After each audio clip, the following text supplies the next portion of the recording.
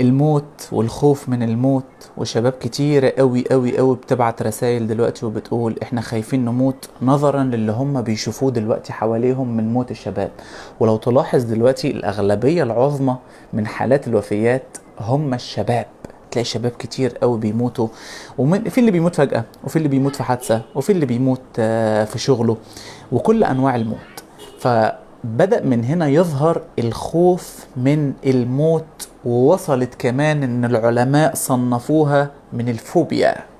فوبيا الخوف من الموت. تعال بقى نمسك الموت ونشوف هل الموت فعلا يستاهل ان انا خاف منه قوي كده يعني ومش ابقى عارف اعيش حياتي عادي. ربنا بيقول تبارك الذي بيده الملك وهو على كل شيء قدير الذي خلق الموت والحياة. وقف لي بقى هنا شوية معلش. خلق الموت والحياة. الحياة انت عشتها فيها خوف، تعايش يمكن تسمعني دلوقتي عندك 20 30 40 50 سنة، في خوف في الحياة؟ خايف من اي حاجة معينة؟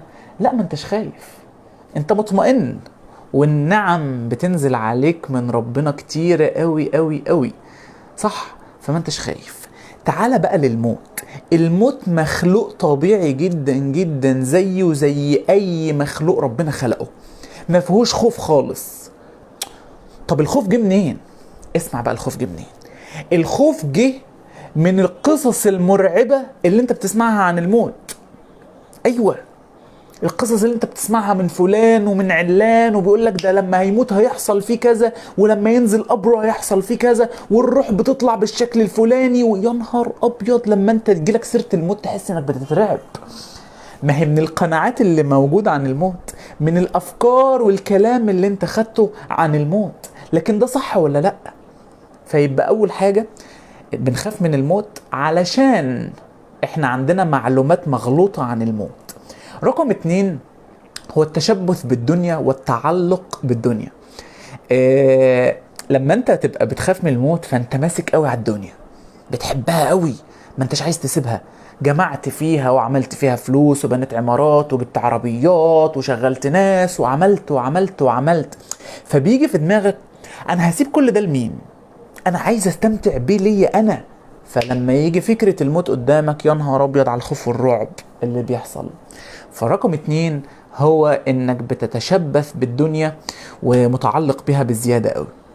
رقم 3 من الحاجات اللي بتخوف من الموت انك ما انتش جاهز، وعارف انك ما انتش جاهز. اسأل لنفسك كده السؤال ده، لو انا عرفت ان انا هموت بكرة، تخيل كده انك هتموت بكرة، هتعمل ايه؟ انت عارف لو انت جريت على الصلاة والقرآن وبقيت خلاص بتعمل كل الخير عشان عارف انك هتموت بكرة، يبقى انت ما كنتش جاهز. احد الناس بيسأل احد الصحابة بيقول له لو انت هتموت بكرة هتعمل ايه؟ قال له مش هعمل حاجة. هعمل ايه يعني؟ لو مت بكرة عادي، ايه المشكلة يعني؟ ليه؟ جاهز.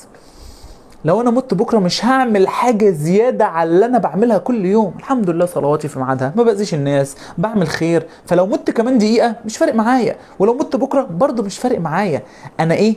انا مش خايف من الموت عشان انا اوريدي ماشي على الصراط المستقيم، فما اناش خايف من الموت خلاص. شفت بقى؟ فدول الثلاث حاجات الرئيسية اللي بتخوف الناس من الموت. لكن الموت والله ما بيخوف. الموت هو انتهاء مرحلة لبداية مرحلة جديدة. اسمع ربنا بيقول ايه. ربنا بيقول كيف تكفرون بالله وكنتم أمواتا. رقم 1 فأحياكم، الحياة الدنيا اللي احنا عايشينها دلوقتي دي، ثم يميتكم، الموت اللي ماتها أبائنا وأجدادنا، ثم يحييكم، الحياة الآخرة في الآخرة إن شاء الله. فأنت كنت في الأصل ميت، كنت حاسس بحاجة وأنت ميت قبل ما تيجي للدنيا، كنت فناء زي ما بتكون نايم كده بالظبط، ما انتش حاسس بأي حاجة، ما انتش حاسس بأي حاجة في الدنيا، ما انتش حاسس احنا بالليل ولا النهار ولا الساعة كام، إلا لما بتقوم من النوم وتبص في الساعة وتشوف الدنيا منورة ولا مظلمة، صح؟ هي دي. فالاربع مراحل دول احنا هنمر بيهم. فانت اوريدي كلنا مرينا بالمرحله الاولانيه، مرحله ان احنا كنا عدم قبل ما نيجي الدنيا، وهي دي مرحله الفناء الاولانيه. ثم يحييكم، الحياه اللي انت شايفني منها دلوقتي وبتسمعني، ثم يميتكم، الموتة بتاعت الاباء والاجداد، ثم يحييكم في الاخره بقى ان شاء الله لما نتقابل كلنا. مفيش خوف خالص، مفيش رعب خالص هنا. وآية تانية ربنا بيقول فيها ربنا أمتنا اثنتين وأحييتنا اثنتين، اللي هم بقى اللي أنا قلت لك عليهم. متنا مرتين، الموتة بتاعت قبل ما نيجي الدنيا، والموتة بتاعت الدنيا اللي هي ابائنا واجدادنا، واحييتنا اثنتين، الحياة بتاعت الدنيا اللي احنا عايشينها دلوقتي، والحياة بتاعت الاخرة اللي هي الكافر هيقول فيها يا ليتني قدمت لحياتي، لحياة الايه ان شاء الله الاخرة، هي دي الحياة اللي تستاهل. فانت ما تخافش من الموت. عارف يعني ايه اللي بيخاف من الموت ده؟ انا اسف في الكلمة دي، عنده سوء ظن بالله عالي قوي. ازاي اله بتكون بتعبده وبتحبه ويعني وبتعمل كل حاجة في الدنيا علشانه، وخايف لان انك تقابله؟ تخاف من ايه؟ تخافش يا بطل، تخافش خالص. الموضوع ما فيهوش اي خوف، ده انت هتقابل ربنا. في ناس اساسا من حبها في ربنا بتتمنى الموت اساسا، صح؟ عايز يقابل ربنا، خلاص بقى انا عايز ارتاح يا عم من الدنيا ديت بقى، انا خلاص اشتقت قوي قوي قوي لربنا وعايز اقابله، صح؟ في ناس كتير كده. وفي ناس الناحية التانية خايفة عشان مش جاهزة، عشان متعلقة بالدنيا، عشان القصص المرعبة اللي بيسمعوها عن الموت. فخلي بالك يا صديقي، الموت والله ما بيخوف. الموت مرحلة عادية جدا جدا جدا، زيها زي أي مرحلة احنا كلنا هنمر بها في حياتنا وهنعديها، وإن شاء الله هتخش الجنة في الآخر. فالموت ما فيهوش أي صعوبة، وما فيهوش أي ألم، وما فيهوش أي وجع خالص. مفيش حاجة تحصل لك. عارف ليه؟ أنت في رعاية وفي حفظ الله. ربنا عمره ما يرضى لك الضرر، ربنا عمره ما هيشوفك بتتعذب ويسيبك، ربنا معاك في كل لحظة. فاوعى تظن ان انا لما اموت هشوف الويل، مش هتشوف الويل. ده انت الويل شفته في الدنيا اصلا من الناس اللي احنا بنقابلها في حياتنا، والناس اللي بتكذب، والناس اللي بتخن وبتخادع، يعني هو ده العذاب الحقيقي.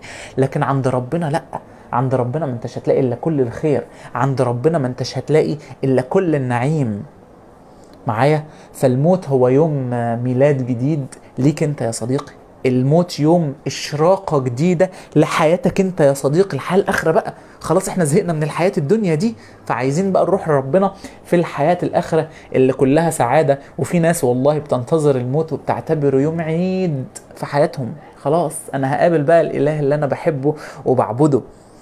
اخدت بالك؟ فما فيش اي حاجة تستدعي الموت لما انت تصحح المعلومات المغلوطة وتبطل تسمع للناس اللي بتقعد تزعق وتقولك الموت وهيحصل فيك وهتطلع عينك وهتموت وهتشوف ايام سودة والقبر والتعبان مفيش الكلام ده، مفيش الكلام ده. ما تسمعش للناس دي.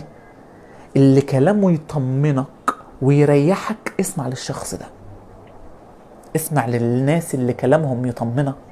ربنا بيقول الذين آمنوا وتطمئن قلوبهم بذكر الله، ألا بذكر الله تطمئن القلوب. معايا؟ فاسمع للناس اللي تطمن قلبك، وابعد عن الناس اللي بترعبك وبتخوفك من الموت.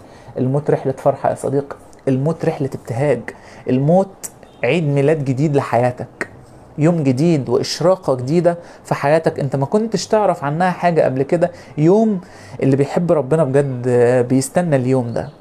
فلا تخاف الموت يا صديقي، فالموت يوم عيد، فالموت يوم ابتهاج، فالموت رحلة يتمناها المشتاق. تمام يا صديقي؟ يلا اشوفكم على خير، سلام.